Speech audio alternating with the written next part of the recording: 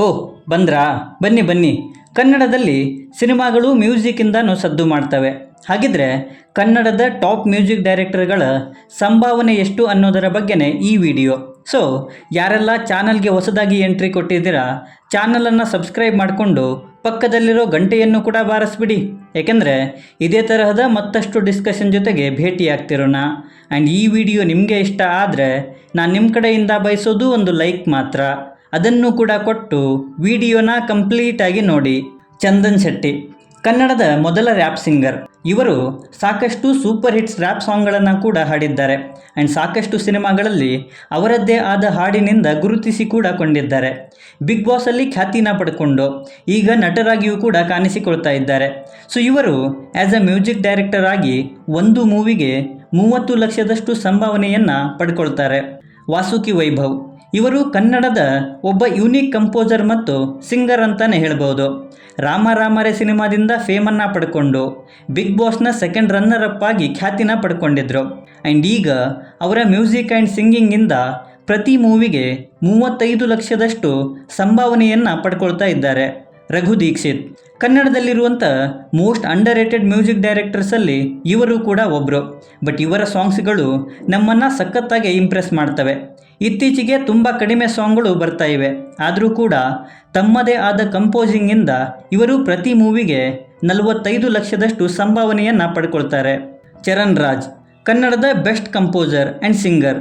2016ರಲ್ಲಿ ಜಿರಜಿಂಬೆ ಅನ್ನೋ ಸಿನಿಮಾದಿಂದ ಗುರುತಿಸಿಕೊಂಡು ಈಗ ಕನ್ನಡದ ಸ್ಟಾರ್ ನಟರ ಸಿನಿಮಾಗಳಲ್ಲಿ ಕೆಲಸ ಮಾಡ್ತಾ ಇದ್ದಾರೆ.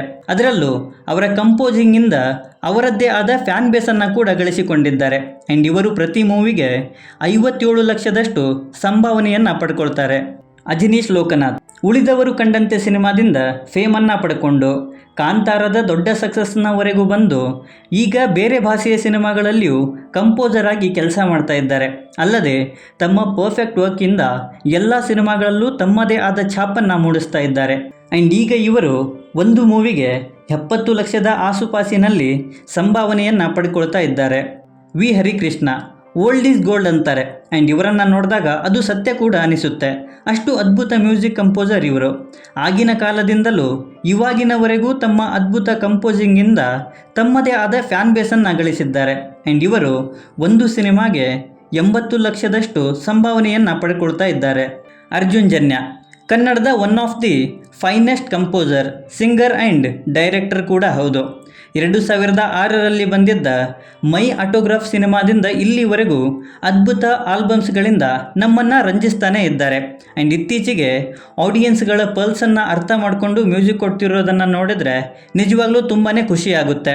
ಸೊ ಇವರು ಪರ್ ಮೂವಿಗೆ 1 ಕೋಟಿಯಷ್ಟು ಸಂಭಾವನೆಯನ್ನು ಪಡ್ಕೊಳ್ತಾರೆ. ರವಿ ಬಸ್ರೂರ್ ಕೇವಲ ಕನ್ನಡದ ಅಲ್ಲ, ಆಲ್ ಓವರ್ ಇಂಡಿಯಾದ ಟಾಪ್ ಮ್ಯೂಸಿಕ್ ಡೈರೆಕ್ಟರ್ ಅನ್ನಬಹುದು. ಅವರ ಕಂಪೋಸಿಂಗಿಂದ ಸಿನಿಮಾಗಳೇ ಗೆದ್ದಿರೋದು ಅನ್ನೋ ಮಟ್ಟಿಗೆ ಕಂಪೋಸಿಂಗ್ ಇರುತ್ತೆ ಇವ್ರದ್ದು. ತಮ್ಮದೇ ಸ್ಟೈಲ್ ಆ್ಯಂಡ್ ವರ್ಕ್ ಬಗ್ಗೆ ಅಷ್ಟೇ ಅಭಿಮಾನ ಮತ್ತು ಡೆಡಿಕೇಶನ್ ಇದೆ ಇವ್ರಿಗೆ. ಆ್ಯಂಡ್ ಇವರು ಪರ್ ಮೂವಿಗೆ 1.5 ಕೋಟಿ ಸಂಭಾವನೆಯನ್ನು ಪಡ್ಕೊಳ್ತಾರೆ. ಸೊ ಇವರು ನನ್ನ ಲಿಸ್ಟಲ್ಲಿ ಇದ್ದಂತಹ ಕನ್ನಡದ highest paid music directors. So ಇವರಲ್ಲಿ ನಿಮ್ಮ ಫೇವ್ರೆಟ್ ಮ್ಯೂಸಿಕ್ ಡೈರೆಕ್ಟರ್ ಯಾರು ಅನ್ನೋದನ್ನು ಕೆಳಗಡೆ ಬರೆದು ತಿಳಿಸಿ. ಮತ್ತು ಈ ವಿಡಿಯೋ ನಿಮಗೆ ಇಷ್ಟ ಆಗಿದ್ದರೆ ದಯವಿಟ್ಟು ನನ್ನ ಚಾನಲನ್ನು ಸಬ್ಸ್ಕ್ರೈಬ್ ಮಾಡಿಕೊಂಡು ಸಪೋರ್ಟ್ ಮಾಡಿ. ಕೊನೆಯಲ್ಲಿ ಸಿಗ್ತಾ ಇರೋಣ.